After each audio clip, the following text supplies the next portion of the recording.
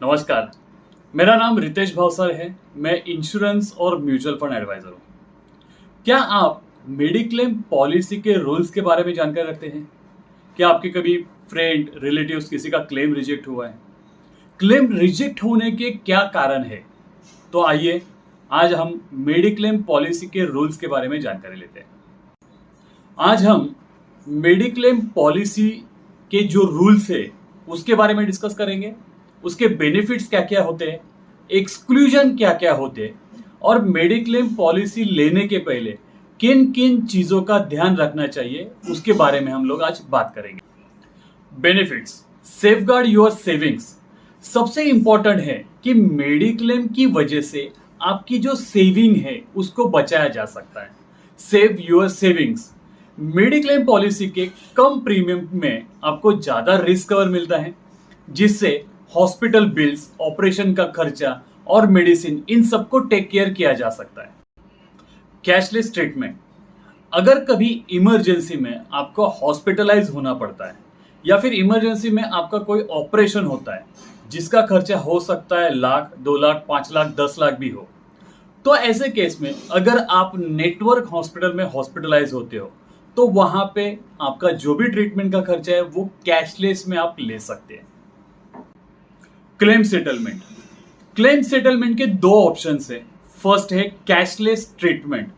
Cashless treatment मतलब जिस hospital का कंपनी के साथ टाई अप हुआ है उसे नेटवर्क हॉस्पिटल कहा जाता है। नेटवर्क हॉस्पिटल में जो भी आप ट्रीटमेंट लेते हो वो टोटली कैशलेस होता है। आपको ट्रीटमेंट का खर्चा पे करने की जरूरत नहीं है। हाँ, इसमें कुछ थोड़ा खर्चा आपको पे करना पड़ता है, जैसे registration charges, disposable, consumable item, food charges etcetera. Second option है रीएम्बर्समेंट क्लेम। रीएम्बर्समेंट क्लेम जिस हॉस्पिटल का कंपनी के साथ टाई अप नहीं है, ऐसे किसी भी हॉस्पिटल में अगर आप ट्रीटमेंट लेते हो तो जो भी खर्चा है वो सारा खर्चा आपको पे करना पड़ेगा। डिस्चार्ज होने के 15 दिन के अंदर claim file, required document, claim form, ये सारे डॉक्यूमेंट्स आपको कंपनी में सबमिट करने हैं। उसके बाद आपका जो क्लेम है कंपनी आपको रीएम्बर्समेंट करेगी। दोनों प्रोसीजर में सबसे इंपॉर्टेंट है कि 24 घंटे के अंदर आपको क्लेम रजिस्टर्ड करना है। Family size. मेडिक्लेम पॉलिसी में आप फैमिली में से किन किन मेंबर्स को ऐड कर सकते हैं वो आप आगे देखते हैं। मेडिक्लेम पॉलिसी में कोई भी इंडिविजुअल या अकेला इंसान मेडिक्लेम पॉलिसी ले सकता है। अगर आप फैमिली के लिए पॉलिसी लेना चाहते हैं तो 2 एडल्ट जिसमें हस्बैंड और वाइफ शामिल है, दोनों के लिए आप पॉलिसी ले सकते हैं। जो प्रपोजर होगा, जिसके नाम पे पॉलिसी है, उनको under section 80D income tax benefit मिलेगा। बच्चों के लिए आप मैक्सिमम 3 बच्चों तक एक ही पॉलिसी में उनको ऐड कर सकते हैं। डिपेंडेंट पेरेंट्स में आपके माता पिता या आपके इन-लॉज, आपके सास ससुर, इनको भी आप एक ही पॉलिसी में इंक्लूड कर सकते हैं। मतलब एक पॉलिसी में 2 एडल्ट, मैक्सिमम 3 चिल्ड्रन, आपके मम्मी डैडी और आपके सास ससुर, 9 लोग मिलके आप एक कंबाइंड पॉलिसी ले सकते हो, जिसे फैमिली फ्लोटर पॉलिसी कहा जाता है। फैमिली फ्लोटर पॉलिसी में जितने भी फैमिली मेंबर्स हैं उनमें आपका जो पॉलिसी का अमाउंट है, जिसे सम इंश्योर्ड कहा जाता है, सम इंश्योर्ड सभी लोगों में फ्लोट किया जा सकता है। मतलब कोई भी अप टू सम इंश्योर्ड तक क्लेम ले सकता है। मेडिक्लेम पॉलिसी में कौन कौन सी चीजों के लिए आपको एक्सपेंसेस कंपनी पे करती है वो देखते हैं। फर्स्ट है room rent charges. Room rent charges आप हॉस्पिटल में जो रूम ले रहे हो, जिसमें general ward, single standard AC room, twin sharing, deluxe room, कोई भी रूम हो, उसका जो भी रेंट होता है वो कंपनी पे करती है। अलग अलग पॉलिसीज में अलग अलग रूम रेंट पे किया जाता है। किसी पॉलिसी में होता है 1% ऑफ सम इंश्योर्ड। मतलब मान लीजिए फॉर एग्जांपल, अगर आपकी 2 लाख की पॉलिसी है तो 2 लाख का 1% ऑफ सम इंश्योर्ड मतलब 2,000 रुपया पर डे कंपनी आपको रूम रेंट चार्जेस पे करेगी। कुछ पॉलिसी में रूम रेंट होता है, उसमें कोई लिमिट नहीं होता है, कोई कैपिंग नहीं होता है। तो आप आपकी पॉलिसी एक बार देख लीजिए कि आपके पॉलिसी में रूम रेंट जो है वो 1% ऑफ सम एश्योर्ड है और एट एक्चुअल है। एक्सपेंसेस में नर्सिंग चार्जेस, डॉक्टर्स फी, एनेस्थीसिया चार्जेस, स्पेशलिस्ट डॉक्टर्स फी, ये सारी चीजें आपको कंपनी पे करती है एट एक्चुअल। ऑपरेशन थिएटर का जो भी बिल है वो हर तरह के ड्रग्स, मेडिसिन और पूरा लैब रिपोर्ट, जो भी MRI, CT scan, blood test वगैरह जो भी होता है, उसका खर्चा मेडिक्लेम पॉलिसी में कंपनी आपको पे कर सकती है। इमरजेंसी एम्बुलेंस चार्जेस, अगर पेशेंट को एम्बुलेंस में हॉस्पिटल में एडमिट करने की जरूरत पड़ती है तो हर एक अलग अलग पॉलिसी में अलग अलग अमाउंट कंपनी ने मेंशन किया होता है एम्बुलेंस के लिए, जो 750 से लेके 5000 तक है। कुछ पॉलिसी में अप टू सम एश्योर्ड, मतलब जो भी एम्बुलेंस का बिल होगा वो कंपनी 100% पे करेगी। प्री हॉस्पिटलाइजेशन चार्जेस, मतलब हॉस्पिटल में एडमिट होने के पहले जो भी आपका खर्चा हुआ है, जिसमें डॉक्टर्स फी, मेडिसिन चार्जेस और जो भी लैब रिपोर्ट का खर्चा आपने किया है, उसका भी रीएम्बर्समेंट कंपनी आपको पे करेगी। प्री हॉस्पिटलाइजेशन चार्जेस हर कंपनी के हर पॉलिसी में अलग अलग है, जो 30 दिन से लेके 60 दिन तक का खर्चा आपको कंपनी पे कर सकती है। ट्रीटमेंट लिया जाता है जिसमें वापस डॉक्टर्स फी, लैब रिपोर्ट्स, मेडिसिन चार्जेस, ये सारी चीजों का खर्चा कंपनी आपको पे करती है। ये खर्चा आपके पॉलिसी के रूल्स के हिसाब से 30 डेज से लेके 180 डेज तक का एट एक्चुअल कंपनी पे कर सकती है। डे केयर ट्रीटमेंट, कुछ मेडिक्लेम पॉलिसीज में अगर आप 24 घंटा एडमिट होते हो, हॉस्पिटलाइज होते हो, तो ही आपका मेडिक्लेम का खर्चा पे किया जाता है। लेकिन जो एडवांस ट्रीटमेंट अभी आ रहा है, जिसमें हॉस्पिटलाइज होने की जरूरत नहीं है, जिसमें 4 से लेकर 6 घंटे के अंदर पेशेंट को डिस्चार्ज दिया जाता है, ऐसे सारे ऑपरेशन, ऐसे सारी ट्रीटमेंट डे केयर ट्रीटमेंट के अंदर आपको कंपनी पे कर सकती है। अब तक मेडिक्लेम पॉलिसी में क्या क्या मिलेगा ये मैंने आपको एक्सप्लेन किया। अभी इसके आगे जो भी एक्सक्लूजन्स है या फिर जो भी वेटिंग पीरियड है, उसके बारे में हम लोग बात करते हैं।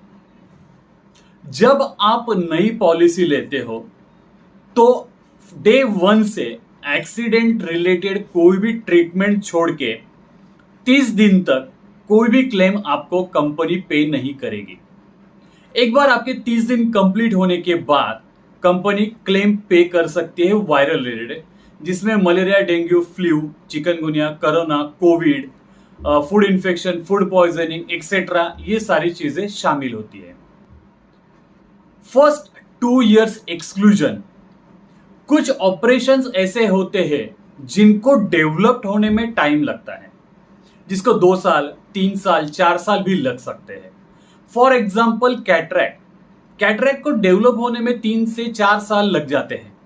इसलिए आपकी अगर नई पॉलिसी है तो फर्स्ट 2 इयर्स का वेटिंग पीरियड होता है ऐसे ऑपरेशंस के लिए जिनको डेवलप होने में टाइम लगता है। एक बार आपके 2 साल कंप्लीट हो गए, उसके बाद कंपनी आपका क्लेम उसमें पे कर सकती है। अदर एक्सक्लूजन्स में अगर वॉर रिलेटेड किसी भी युद्धजन्य परिस्थिति की वजह से कुछ भी क्लेम आता है तो उसका खर्चा कंपनी पे नहीं करेगी। चश्मे के लिए या फिर डेंटल ट्रीटमेंट के लिए मेडिक्लेम कंपनी क्लेम नहीं देती है। आज कुछ पॉलिसी ऐसी आई हुई है जिसमें डेंटल या स्पेक्टेकल के लिए कंपनी क्लेम पे करती है। किसी ने खुद को इंजर्ड किया, सेल्फ इंजुरी हुई, या फिर कोई ड्रग्स, अल्कोहल, सिगरेट, टोबैको की वजह से अगर किसी का क्लेम आता है तो इसका क्लेम कंपनी पे नहीं करेगी। ब्यूटी ट्रीटमेंट का खर्चा कंपनी पे नहीं करेगी। नॉन एलोपैथिक ट्रीटमेंट, इसका भी खर्चा क्लेम पे नहीं करती है। कुछ पॉलिसीज में आयुष ट्रीटमेंट का खर्चा अभी कंपनी पे करती है, उसके बारे में हम आगे जानकारी लेंगे। सबसे इंपॉर्टेंट है pre existing disease. Pre existing disease मतलब आपकी पॉलिसी लेने के पहले अगर आपको कुछ बीमारी, कुछ ऑपरेशन, कुछ ट्रीटमेंट आप ले रहे थे, उसको प्री एग्जिस्टिंग डिजीज कहा जाता है, जो 12 महीने से लेके 48 महीने तक का उसका वेटिंग पीरियड लग सकता है। और एक इंपॉर्टेंट है, जैसे अगर आपने कुछ डिस्क्लोज नहीं किया, फॉर एग्जाम्पल अगर किसी को पहले हार्ट रिलेटेड तकलीफ थी, उन्होंने उससे रिलेटेड हार्ट रिलेटेड कुछ ट्रीटमेंट लिया है, उन्होंने पॉलिसी लेते वक्त इसको डिस्क्लोज नहीं किया, पॉलिसी लेने के 4-5 साल के बाद अगर उनका कोई भी क्लेम आता है तो company non disclosure of knowing fact के मुताबिक वो क्लेम रिजेक्ट कर सकती है और उस दिन से लेके 4 साल तक का उनको वापस वेटिंग पीरियड लग सकता है। तो ये एक्सक्लूजन्स जो है बहुत ही इंपॉर्टेंट है। इसकी जानकारी प्रॉपरली ना होने की वजह से काफी लोगों के क्लेम्स रिजेक्ट हुए हैं, जिसमें फर्स्ट 30 डेज का वेटिंग पीरियड, पहले 2 साल ऐसे ऑपरेशन जिनको डेवलप्ड होने में टाइम लगता है, प्री एग्जिस्टिंग डिजीज और non disclosure of knowing fact. अगर आप नई मेडिक्लेम पॉलिसी लेना चाहते हैं तो कुछ पॉइंट्स जो आपको ध्यान रखने हैं पॉलिसी लेते वक्त, उसमें से फर्स्ट है को पेमेंट। को पेमेंट ये होता है कि कुछ पॉलिसीज में आपका जो भी क्लेम आएगा उसमें से कुछ पेमेंट आपको करना है, जो 10% से लेकर 70% तक का हो सकता है। तो ये को पेमेंट जो ऑप्शन है उसका जो भी अमाउंट आएगा वो आपको पे करना होता है, बैलेंस अमाउंट कंपनी हॉस्पिटल को पे करती है। नेक्स्ट होता है कंज्यूमेबल या फिर डिस्पोजेबल। हॉस्पिटल में जो भी कंज्यूमेबल या फिर जो भी डिस्पोजेबल होता है उसका कंपनी मेडिक्लेम में खर्चा पे नहीं करती है, उसका खर्चा आपको अपनी जेब से पे करना होता है। कुछ पॉलिसीज ऐसी अभी नई आई हुई है जिसमें कंज्यूमेबल्स या फिर डिस्पोजेबल ऑपरेशन रिलेटेड जो भी आइटम्स है उसका भी खर्चा कंपनी पे करती है। अगर आप नई पॉलिसी ले रहे हो तो ये पॉइंट भी ध्यान रखने लायक है। Air ambulance. एयर एम्बुलेंस अगर इमरजेंसी में पेशेंट को फ्लाइट या फिर हेलीकॉप्टर से लाने की जरूरत पड़ती है एयर एम्बुलेंस से, तो 10% ऑफ सम एश्योर्ड, मतलब जितने लाख की आपकी पॉलिसी उसका 10% तक का खर्चा कंपनी पे कर सकती है। रिस्टोरेशन बेनिफिट, ये सबसे इंपॉर्टेंट ऑप्शन है जिसको आपको ध्यान देने की जरूरत है।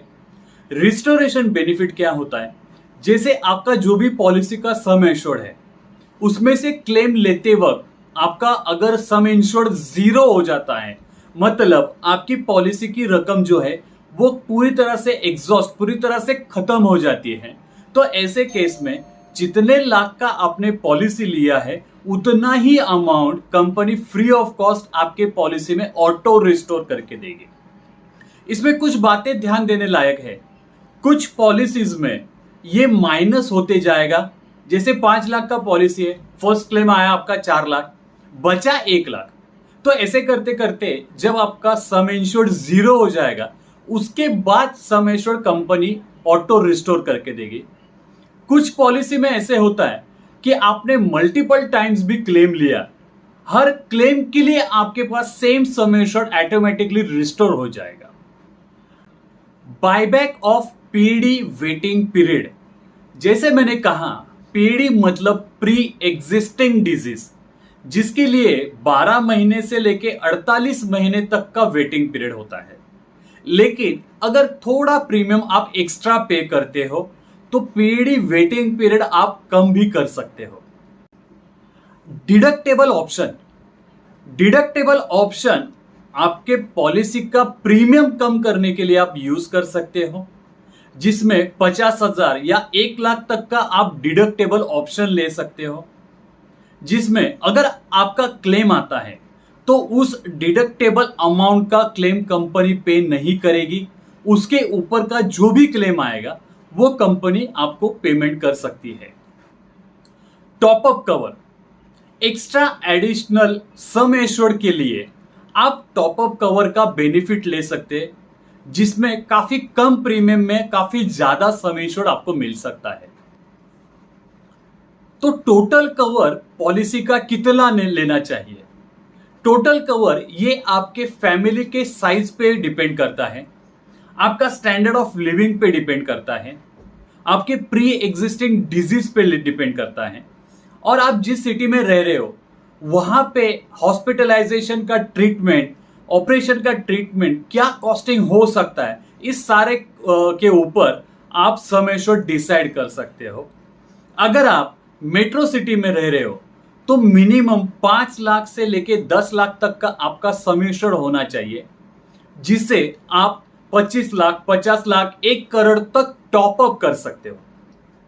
नेटवर्क हॉस्पिटल्स, पॉलिसी लेने के बाद आप जिस एरिया में रह रहे हो उस एरिया के जो भी नेटवर्क हॉस्पिटल है उसकी लिस्ट आपके पास होनी चाहिए, क्योंकि इसमें आप कैशलेस ट्रीटमेंट ले सकते हो। मॉडर्न ट्रीटमेंट ये सबसे इंपॉर्टेंट ऑप्शन है मेडिक्लेम पॉलिसी में। काफी सारी मेडिक्लेम पॉलिसीज में मॉडर्न ट्रीटमेंट कवर नहीं किया जाता। कुछ पॉलिसी में 50% ऑफ सम एश्योर्ड कवर किया जाता है, कुछ पॉलिसी में up to sum assured policy में मॉडर्न ट्रीटमेंट कवर किया जाता है।